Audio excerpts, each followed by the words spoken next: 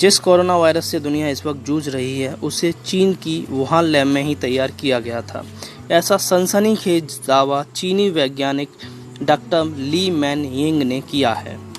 उन्होंने कहा कि चीन की सरकार ने इस तथ्य को छुपाया है।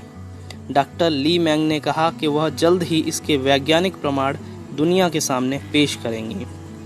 उन्होंने बताया कि चीन की सरकार को मालूम था कि कोरोना वायरस फैलने वाला है, बावजूद उसके चीन की सरकार ने दुनिया के अन्य देशों को इसकी जानकारी नहीं दी।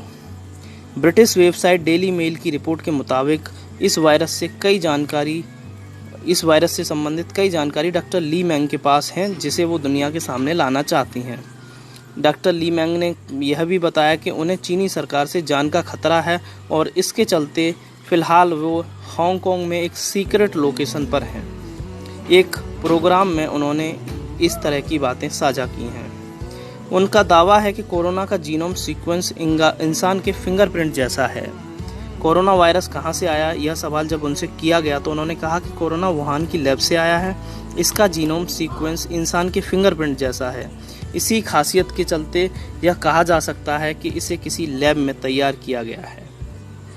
डॉक्टर येन ने बताया कि कोरोना की शुरुआत वुहान के पशु बाजार से हुई, ऐसा कहा जाता है, लेकिन यह वायरस ऐसा है ही नहीं। अगर इसका स्वभाव देखें तो पता चलता है कि यह नेचुरली यानी प्राकृतिक तरीके से नहीं आया।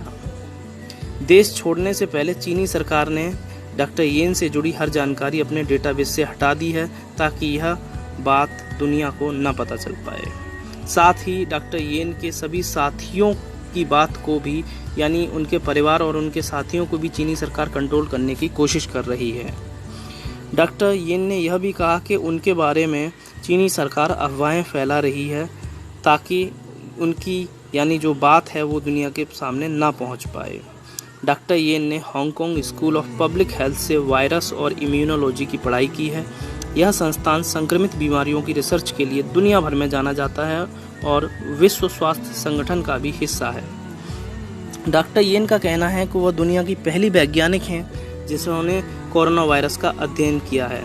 बीते साल दिसंबर में उनके सीनियर ने उनसे कोरोना वायरस का अध्ययन करने के लिए कहा था।